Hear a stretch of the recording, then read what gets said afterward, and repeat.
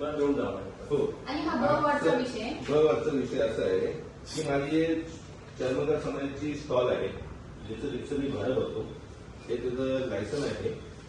मी राहायला आढळलेलं आहे कल्याणपूर्वेला, तर मला कृपया करून तिकडच्या पत्त्यावरती देण्यात येईल, फिरून देण्यात येईल स्टॉल.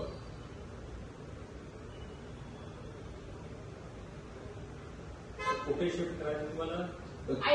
आयवडला श्री मलंगर रोडला आपल्या काका टाकायची येते. मी राहायला तिथेच आहे. तर मॅडमनी बोलवलं होतं, आम्ही गेलो होतो भेटायला मॅडमला. तर मॅडम बोलले तुम्ही एकदा ऐकताना भेटा आणि त्यांच्या कानावर एक घाला. नंतर मी आपल्या खालच्या मॅडम डिस्ट्रिक्ट विभागाला पण मी पत्र दिलेलं आहे. शिफ्ट करण्याची तर काही पॉलिसी नाहीये, पण ठीक आहे, मी पाहतो. मग कारण काय तसं तिकडे आता बिल्डिंग बनते, तर त्यांना जो जागा लागणार असते, कारण जुनी इमारत सोडून तिथे रिडेव्हलप होते, तर त्यांना ती जागा लागणार आहे फुटपाथ. तर पुढे जाऊन ती शिफ्ट करावंच लागणार आहे. स्टॉल तुमचा आहे? हो, माझ्याच नावावर आहे. मी संदीप शामराव क्षीरसागर. पण तुम्ही वापरतात आता बंदच आहे, कारण भावाला दिलं वापरायला पण बंदच आहे, कारण मला इथून तेवढ्या लांब जायला जमतच नाही.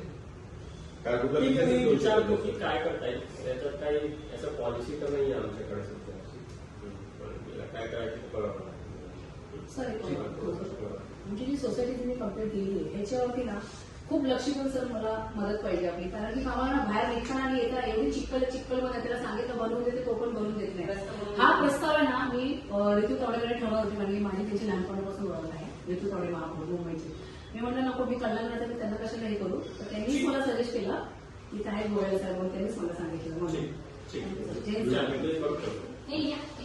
मी प्रत्यक्षात आयुक्तांची भेट घेतली. आयुक्तांना जी आमची चर्मकार समाज आम्ही बांधव आहोत, तर आमची गटाई कामगार ही जी स्टॉल आहेत, आमची टपरी आहे, त्याच्यावरती महानगरपालिका नोटिसा पाठवते कारवाई करायला. तसंच माझ्या प्रभागामध्येच या विषयावरतीच माझ्या प्रभागामध्ये जनकल्याण हॉस्पिटल अनधिकृत घोषित केलंय महानगरपालिकेने आणि त्याच्यावरती MRTPचा गुन्हा मी दाखल केलेला आहे, तरी पण त्याच्यावरती कारवाई नाही करत. आणि तसंच भालपर्यंत तुम्ही गेलात तर पनीरची कंपनी आहे, ती बेधडकपणे त्यांनी रासरूस पनीर डबल मजली बनवली आहे, त्याच्यावर पण त्यांना कारवाई करत नाही. आणि चीज एनोलप नावाच्या खाली ते दही आणि पनीर हे बनवतात, ते चालतं महानगरपालिकेला.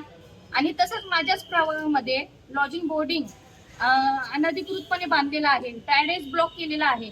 त्याच्यानंतर ते टॉवर पण अनधिकृत बांधकाम त्यांनी केलेलं आहे बिंदास. आणि महिला पण आहेत, त्या तुम्हाला सांगतीलच त्यांच्या समस्या, पण महानगरपालिकेला ह्याच्यावरती कारवाई करायला वेळ आहे, आमच्या गरीबावरती अन्याय करायला वेळ आहे. पण हे जे बिंदासपणे रासरूसपणे बांधले ह्याच्यावरती कारवाई करायला महानगरपालिकेत टाइम नाही का? ह्याच्यावरती कारवाई का करत नाही महानगरपालिका? हा कुठल्या दबावाखाली येऊन महानगरपालिका काम करत नाही? आमच्यासारख्या गरीबावरती का अन्याय करतात? काय मागणी आता तुमची? ते बेंदास रासरूसपणे जे बांधकाम केलेले आहेत आणि जे गुन्हा दाखल सुद्धा होऊन बांधलेलं आहे, ते जर लवकरात लवकर जर तोडला नाही. आता तर साहेबांची भेट घेऊन मला झाले, गेल्या वेळेस पण मी 2 महिन्यापूर्वी भेटली होती साहेबांना, तेव्हाही हे प्रकरण मी सर्व सांगितलं होतं.